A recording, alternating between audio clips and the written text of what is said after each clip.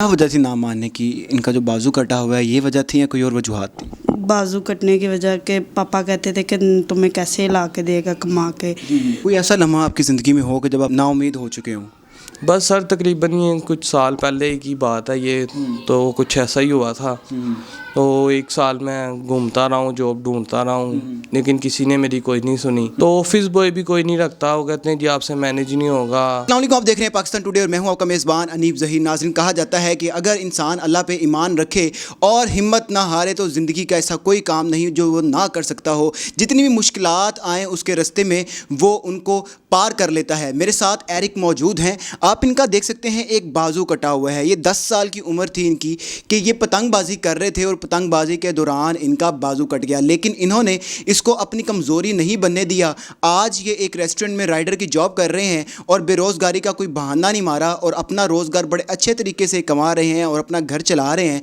और दूसरी बात ये है कि 10 साल की उम्र में इनका बाजू तो कट गया, लेकिन जो इनकी अहलिया हमारे साथ मौजूद हैं, इन्होंने इनसे मोहब्बत की शादी की। इन्होंने बिल्कुल नहीं देखा कि पैसे वाला है, पैसे वाला नहीं है, बाजू कटा हुआ है, नहीं कटा हुआ, मोहब्बत की शादी की है और आज ये दोनों बड़े खूबसूरत बंधन में बंध के हमारे साथ मौजूद हैं। इनसे बात करते हैं। अस्सलाम वालेकुम। वालेकुम सलाम।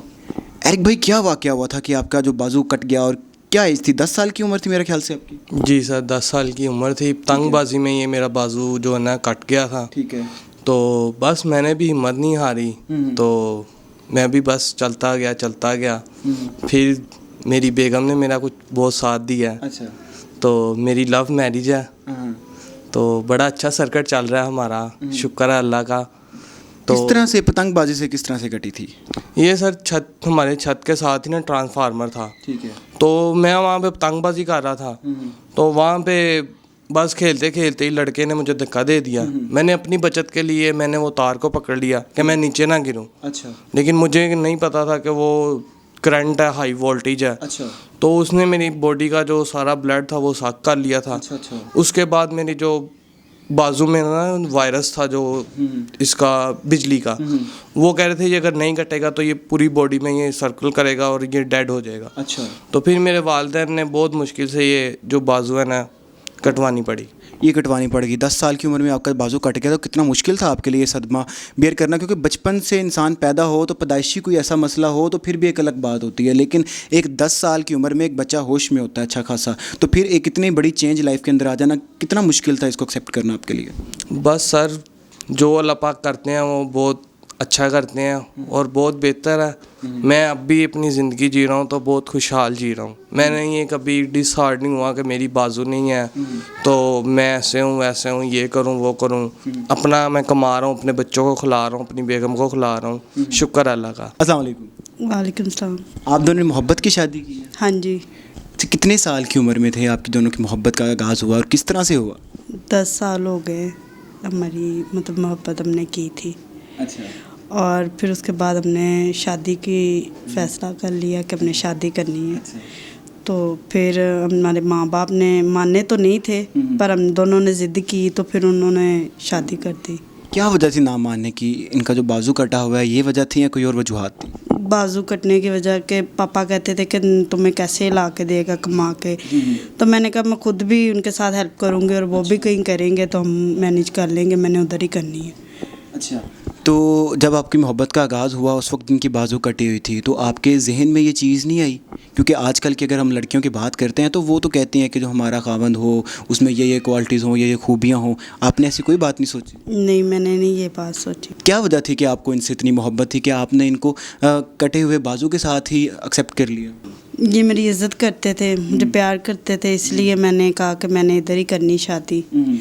तो मेरे पापा ने 1-2 दफ़ा मुझे इधर से लेके भी गए हैं। मैंने कहा नहीं, मैंने इधर ही रहना है, इधर ही मैंने शादी करनी है। तो क्या बाद में आपका फ़ैसला दुरुस्त साबित हुआ? जिस तरह आप कहती थी कि हम मिल के कर लेंगे, घर चला लेंगे, आज खुश हैं अपनी फैमिली में? जी हम खुश हैं माशाल्लाह। हमारे 2 बच्चे हैं। मेरी बेटी 3 साल की, बेटा साल का है, 6 महीनों का है और अच्छी ज़िंदगी जी रहे हैं। अच्छा, आप बताएं एरिक भाई कि कितना मुश्किल होता है कि आप जब बाहर जाते हैं गर्मी में, ठीक है, जो लोग सही सलामत हैं उनके लिए बहुत मुश्किलात हैं बाहर, ठीक है, तो आप डिलीवरी करते हैं, एक हाथ से बाइक चलाते हैं, ट्रैफिक है, बहुत मसले मसाइल होते हैं, किस तरह सारी चीज़ें मैनेज करते हैं? बस सर क्या करें फिर, रोटी भी तो कमानी है ना, बच्चों को भी खिलाना है, तो फिर करना पड़ता है। गर्मी क्या, धूप क्या, इसके फिर बच्चों के आगे कुछ भी नहीं है। तो किस तरह से आप मतलब कि डिलीवरी वगैरह करते हैं?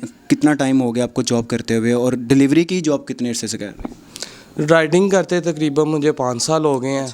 ठीक है, अब ये मैंने नया रेस्टोरेंट एक ज्वाइन किया, तो मैं यहाँ पे मुझे तकरीबन 6 माह साल हो गया यहाँ पे राइडिंग करते। पहले मैं फूड पांडा चीता चलाता रहा हूँ, वहाँ पे मेरा मैनेज नहीं हो पा रहा था, तो इस वजह से मैंने वो छोड़ दिया था। कोई ऐसा लम्हा आपकी ज़िंदगी में हो कि जब आपने सोचा हो कि यार मेरे साथ क्या हो गया, और ज़िंदगी से नाउम्मीद हो चुके हों? बस सर तकरीबन ये कुछ साल पहले की बात है ये, तो कुछ ऐसा ही हुआ था। तो 1 साल मैं घूमता रहा हूँ, जॉब ढूंढता रहा हूँ, लेकिन किसी ने मेरी कोई नहीं सुनी।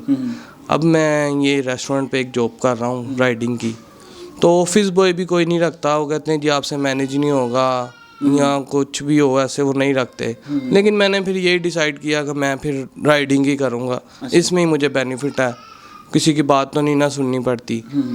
तो बस मैंने फिर यही डिसाइड किया कि मैं राइडिंग ही करूँगा। तो जब आप राइडिंग के लिए जॉब लेने गए थे इनके लिए, डिलीवरी के लिए, तो तब उन्होंने नहीं कहा कि यार आपने बाइक चलानी है तो एक हाथ के साथ कैसे चलाओगे?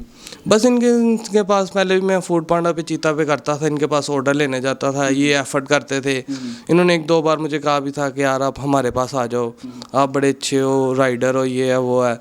फिर मैं कोई तकरीबन 2 महीने के बाद इनके पास चला गया था, वो छोड़ के फूड पांडा चीता। फिर मैं तकरीबन इधर 6 माह साल हो गए हैं मुझे। अच्छा, आजकल की जो लड़कियां हैं, जैसे मैंने भाभी से सवाल किया कि आजकल की लड़कियां कहती हैं जो हमारे खावंद हों तो बड़े हैंडसम हो, बड़ी उनकी डिमांड्स हैं तरह तरह की, तो आपकी बीवी ने आपको एक्सेप्ट किया और उसके बाद इतनी मोहब्बत करती हैं, तो कैसा महसूस करते हैं आप? बस जी वो तो मुझे कहती हैं जी आप अजय हो तो आप ऐसे हो तो वैसे हो, तो बस मैं इसको कहता हूँ कि बस जो भी है जैसा भी है हम दोनों एक साथ ही रहें, बस ऐसा ही होना चाहिए। लाइफ टाइम जितनी भी लाइफ हमारी, हम एक साथ ही हों। नहीं, आप उनको अजय क्यों कहते हैं? अजय ज़्यादा प्यारा है? जी अजय जैसे लगते हैं। अजय ज़्यादा प्यारा है कि ये ज़्यादा प्यारा है? जी अजय ज़्यादा प्यारा है, ये ज़्यादा प्यारा है? एरिक एरिक ज़्यादा प्यारा है, तो फिर आप क्यों कहते हैं अजय जैसे लगता है? मुझे लगते हैं वैसे। सर, कभी अब प्यार मोहब्बत की बातें होते हैं, कुछ गुनगुनाया हुआ आपने इनके लिए? बस कुछ गुनगुना देते हैं, जब मूड में हो कोई गाना शाना सुना देते हैं। जब ये नाराज़ होती हैं तो ऐसा कौन सा गाना है कि जो आप समझते हैं कि मैं गाऊंगा तो ये फ्रेश हो जाएंगी? बस नाराज़ होती हैं तो फिर मना लेते हैं। गाना शाना तो मैंने आज तक इनको नहीं सुनाया, ना कोई शेर सुनाया। अच्छा। बस मना लेता हूँ मैं, कभी बाइक ले गए, कुछ खिला पिला दिया, अच्छा। तो बस ऐसे घुमा दिया। ठीक है। ससुराल ले गया अच्छा। तो हैप्पी हो गए, बस यही। चलें, आज मौके का फ़ायदा उठाते हैं और आज कुछ सुना दें इनको। आज मैं इनको ये सुनाऊंगा, ये इंडियन सॉन्ग है, लिखे जो खत तुझे। अच्छा। वो तेरी याद में हज़ारों रंग थे कि फूल बन गए, सवेरा जब हुआ तो गाएं माशाल्लाह, अच्छा गा आगे बोलिए। नहीं, मुझे खुशी हो रही है, माशाल्लाह अच्छा गा रहे हैं, गाएं। सवेरा जब हुआ तो फूल बन गए। बस ठीक है, अब आप कुछ सुनाना चाहें इनको? चांदनी चांद से होती है, सितारों से नहीं होती। मोहब्बत एरिक से होती है, हज़ारों से नहीं होती। क्या बात है जी, यही मोहब्बत है। देखिए इस तरह से इन्होंने इनको एक्सेप्ट भी किया और किस तरह से ये भी अपनी तमाम तर जिम्मेदारियां अदा कर रहे हैं। हमें चाहिए कि ऐसे लोगों की हौसला अफजाई करना चाहिए और इनको आगे बढ़ने के मौके देने चाहिए, ना कि इनको रोका जाए कि भाई ये तुम्हारे बस तुम्हारा बाजू नहीं है, तुम काम नहीं कर सकते, तुम कुछ नहीं कर सकते। डिमोटिवेशन की बजाय इनको मोटिवेट करना चाहिए। इसी के साथ मुझे दीजिए इजाज़त। अल्लाह हाफिज़।